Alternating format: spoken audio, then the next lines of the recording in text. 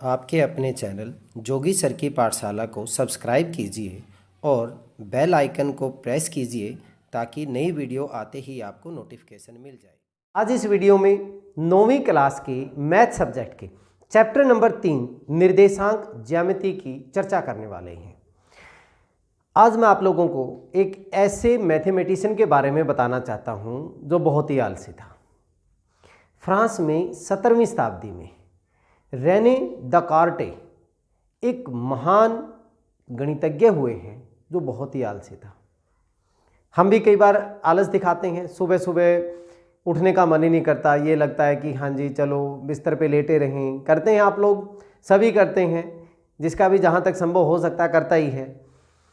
चलिए, वो बहुत ही आलसी था, वो सुबह बिल्कुल जल्दी नहीं उठता था, लेकिन उसका ये मानना था कि आप बिस्तर में पड़े पड़े ज़्यादा देर तक सोच सकते हो, ज़्यादा अच्छे से सोच सकते हो, वो ऐसा मानता था। फिर उसने एक दिन बिस्तर पे लेटे लेटे ये सोचा कि मैं इस दीवार से कितनी दूर हूँ, बाईं वाली दीवार से कितनी दूर हूँ, दाईं वाली दीवार से कितनी दूर हूँ। वहाँ से वो सोच रहा था, उसके दिमाग में आइडिया आया कि मेरी जो पोजीशन है, मेरी जो स्थिति है, वो मैं किसी एक स्थान से दूर कितना दूर हूँ, मैं कितनी डिस्टेंस है, लेफ्ट से कितनी दूर है, राइट से कितनी दूर है, ऊपर से कितनी दूर है, नीचे से कितनी दूर है। तो वहाँ से उसके दिमाग में जो विचार आया, और यही जो विचार आगे जाके एक कोऑर्डिनेट ज्योमेट्री जो हमारे पास बहुत ही इंपॉर्टेंट टॉपिक है मैथ्स में, उस विचार ने जन्म लिया। हमारे पास कोऑर्डिनेट ज्योमेट्री का जन्म हुआ, और इसी के नाम पे, इसी को सम्मान देने के लिए यहाँ पे कार्टेशियन, इसका नाम जो था रेने दकार्टे,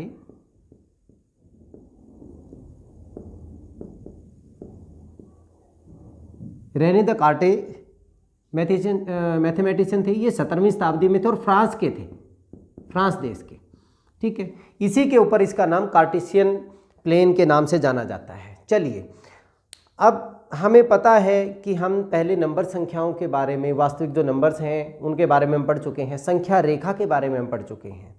संख्या रेखा आपने देखी हो, हमने ऐसे ड्रा की थी, ये 0 हो गया, 1 हो गया, 2 हो गया, 3 हो गया, 4 हो गया। इधर हम लिखते थे -1, -2, -3, -4,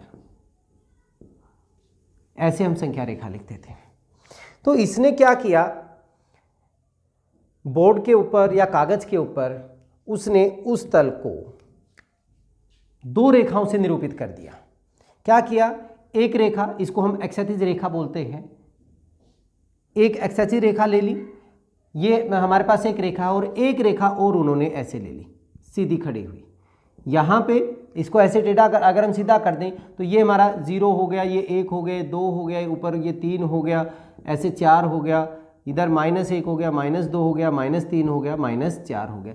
2 रेखाएं हैं, इसको हम एक्सैतिज रेखा बोलते हैं, एक्सैतिज रेखा हो गई। और ये हमारी ऊर्ध्वाधर रेखा हो गई, रेखा हो गई। तो क्या किया उसने, इस तल को 2 रेखाओं से निरूपित कर दिया। कैसे, एक रेखा ये थी, 0, 1, 2, 3 एंड सो ऑन, इधर -1, -2, -3। दूसरी रेखा को इसके ऊपर ऐसे निरूपित किया कि इसका जो ये 0 और ये 0, इसको मूल बिंदु हम बोलते हैं, ठीक है, ये इकट्ठे आ जाए, ठीक है। ये हमारे पास एक रेखा यहाँ पे होगी, 1, 2, 3, आगे कितना ही हम कर सकते हैं, इधर -1, -2, -3, और ये तल है, ठीक है। इस नाम को, इस रेखा को x और x डैश नाम दे दिया, x डैश रेखा दे दिया, इसको हमने दे दिया y एंड y डैश रेखा। ये अगर हम इसको मूल बिंदु को O मान ले तो this is OX part, this is OX dash part, ये OY पार्ट है, ये OY डैश पार्ट है। अगर हम इसको देखें, इन दोनों रेखाओं को, ये हमारे प्लेन को 4 भागों में डिवाइड करती हुई मिलेगी आपको। इनको हम बोलते हैं चतुर्थांश। क्या बोलते हैं? चतुर्थांश। ये हमारा पहला चतुर्थांश, ये हमारा सेकंड चतुर्थांश, ये हमारा थर्ड चतुर्थांश और ये हमारा फोर्थ चतुर्थांश। ये इसका मूल बिंदु हो गया है। ठीक है, दोनों तरफ से 0 0। अब अगर कोई भी हम यहाँ पे कोई भी बिंदु लेते हैं, सपोज करो जैसे मैंने ये ले लिया, तो इसकी स्थिति जो है वो इससे दूर और इससे दूर, इस रेखा से कितनी दूर है, इस रेखा से कितनी दूर है, हम आसानी से निकाल सकते हैं। ये हमने इकाई ले ली भी, 1 सेंटीमीटर है, 1 मीटर है, 2 मीटर है, वो इकाई के ऊपर डिपेंड करता है कि हम कितना इकाई ले रहे हैं उसमें। ठीक है, तो हम यहाँ से स्थिति का पता कर सकते हैं किसी भी बिंदु की। यहाँ पे होगा उस स्थिति को पता कर सकते हैं, यहाँ पे होगा उस स्थिति को। ठीक है, अब ध्यान दें, जो ये रेखा है इसको हम, उसने नाम दिया एक्स अक्ष, इसको हम बोलते हैं एक्स अक्ष, और इस रेखा को नाम दिया हमने वाई अक्ष। ठीक है, वाई अक्ष। अब एक्स अक्ष पे जितने भी जो ये वैल्यूज हैं, ये हमारी जो वैल्यूज हैं उनको हम बोलते हैं एब्सिसा, भुज, उसको हम बोलते हैं भुज। एक्स पे जो पॉइंट है उनको हम बोलते हैं भुज, और वाई पे जो है उनको हम बोलते हैं कोटि। इसको हम इंग्लिश में हम बोलते हैं एब्सिसा, और इसमें हम बोलते हैं ऑर्डिनेट। तो हमेशा जब भी कोई, ये मान लीजिए ये मैंने पॉइंट दिखाना है, ये पहले इसमें भुज आएगा और फिर कोटि आएगी। पहले हम x के कंपैरिजन में, अब अगर हम देखें यहाँ से, देखिए ये कितना दूर है, 1 2, तो x पे कितना पॉइंट आ रहा है 2, x के सामने कितना है 2 है। ठीक है, तो पहले हमारे पास 2 आएगा और उसके बाद y जो लाइन पे है उसके सामने क्या है 1 है, तो यहाँ पे ये 1 हो जाएगा। मतलब जो ये चीज़ है ये दिखाता है, पहली जो चीज़ दिखाता है वो वाई अक्ष से दूरी दिखाता है, ये जो 1 दिखाता है ये एक्स अक्ष से कितनी दूरी पर है। ठीक है, या ये कह सकते हैं कि x के सामने कौन सा पॉइंट है 2 है, y के सामने कौन सा पॉइंट है 1। इस बिंदु की स्थिति हो गई। यहाँ पे हमारे पास भुज कितना हो गया 2 और हमारा कोटि कितना हो गया 1 हो गया। ये हमारा क्या कहलाता है, ये जो हमारा तल है इसको हमने क्या बोला, कोऑर्डिनेट सिस्टम, कार्तीय तल, कार्तीय तल, कार्तीय तल, कार्टेशियन प्लेन भी हम जिसको कह सकते हैं, कार्टेशियन, इसी के नाम पे, द कार्टे के नाम से ही उसको सम्मान करने के लिए इसको कार्तीय तल या कार्टेशियन प्लेन के नाम से जाना गया है। ठीक है, तो हमने ये पता चल गया कि हमारे पास भुज क्या होता है, कोटि क्या होती है, ये इसको कितने भागों में बांटता है। अब हम इनके पॉइंटों की सिचुएशन को समझते हैं।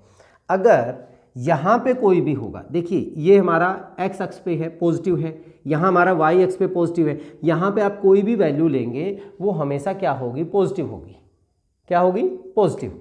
अगर मैं मान लीजिए यहाँ पे पॉइंट लेता हूँ, तो यहाँ पे मेरा एक्स अक्ष के सामने क्या है 1 है, तो मतलब मेरा भुज जो बनेगा वो कितना बनेगा 1, और कोटि मेरी कितनी बनेगी, वाई के सामने कितना है 3। ये मेरा, मान लीजिए ये मेरा ए पॉइंट है, ये मेरा बी पॉइंट है, दोनों क्या हो गए, प्लस के हो गए। लेकिन अगर हम यहाँ पे देखते हैं, इसमें सेकंड हम क्वाड्रेंट में आ जाते हैं, चतुर्थांश में आ जाते हैं। चतुर्थांश को और क्या बोलते हैं, इंग्लिश में हम बोलते हैं क्वाड्रेंट। ठीक है, अब अगर हम इसमें आते हैं तो यहाँ पे देखिए, सपोज कीजिए मैं यहाँ ये पॉइंट ले लेता हूँ, ये पॉइंट। अब ये क्या होगा, x के सामने क्या है -1, तो इसका भुज हो गया -1, इसकी कोटि कितनी होगी 1। यहाँ पे कोई भी पॉइंट लोगे, ये मान लीजिए मैं ये पॉइंट लेता हूँ, ये इस वाला, तो x की वैल्यू हमारे पास कितनी है -3 और y की वैल्यू कितनी होगी 2। तो जितनी भी वैल्यू आप लेंगे, जितने भी यहाँ पे पॉइंट होंगे, जितने भी निर्देशांक होंगे, ये निर्देशांक हैं, क्या होंगे इसमें, x तो जो होगा वो नेगेटिव होगा और y जो होगा पॉजिटिव होगा। मतलब हमारा जो भुज है वो नेगेटिव होगा और कोटि जो है वो हमारा पॉजिटिव होगा। पहले में दोनों पॉजिटिव, और इसमें हमारे पास क्या होगा, x नेगेटिव y पॉजिटिव होगा। ठीक है, दूसरा चतुर्थांश। यहाँ पे अगर हम बात करें तो मान लीजिए ये पॉइंट ले लिया मैंने, इसमें देखेंगे हम x का भी -2 है और y का भी क्या है -2 है, तो दोनों क्या होंगे, नेगेटिव। अगर हमें कोई सिंपल, हमें ये ना ड्रा किया हो, हमें कह दे कि जी एक -4 और -3 हैं, किसी बिंदु के निर्देशांक हमारे पास ये हैं निर्देशांक, कोऑर्डिनेट्स, इंग्लिश में इनको कोऑर्डिनेट्स बोलते हैं। तो ये कौन से चतुर्थांश में है, दोनों नेगेटिव है, हमें सीधा सा पता चल जाएगा कि ये कौन से उसमें है, थर्ड क्वाड्रेंट में है। Is it clear? अगर हम फोर्थ क्वाड्रेंट की बात करते हैं, मान लीजिए हम यहाँ पे आ जाते हैं, ये वाला जो पॉइंट है, ये पहले हम x के सामने देखेंगे 3 है, y के सामने हमारे पास कितना है, -1 है। तो हम क्या कहेंगे, ये हमारा कौन से क्वाड्रेंट में है, चतुर्थ में, क्योंकि x पॉजिटिव है और y इसमें क्या होगा, नेगेटिव होगा। ये हमारा फोर्थ, चौथा चतुर्थांश है, फोर्थ क्वाड्रेंट है। अब अगर मान लीजिए मैंने यहाँ पे पॉइंट ले लिया, ये पॉइंट क्या होगा, देखिए ये वाला पॉइंट, ये तो x पे तो कितना है, 1 है, लेकिन y के सामने क्या है, y के सामने तो क्या है, 0 ही है, 1 0।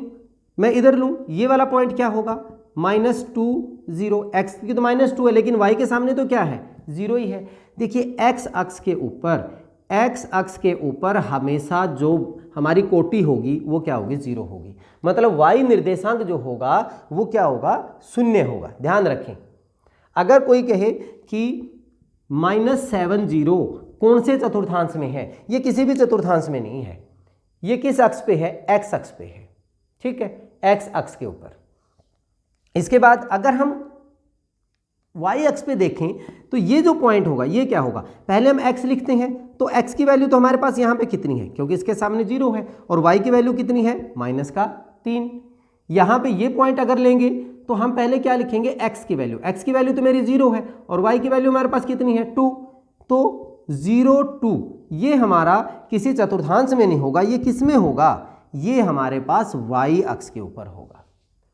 तो आपके जब आप बड़ी क्लासों में जाएंगे तो इनको और एलोबरेट करके सीखेंगे। यहाँ पे 9th क्लास में सिर्फ इतना ही है, इन बिंदुओं की स्थिति को निर्धारित करना है हमने, इन निर्देशांक को पता होना चाहिए, हमने उनको ड्रा करना आना चाहिए, उनकी स्थिति का पता होना चाहिए, हमने चतुर्थांश का पता होना चाहिए, क्या भुज है क्या कोटि है, मतलब एब्सिसा और ऑर्डिनेट का पता होना चाहिए।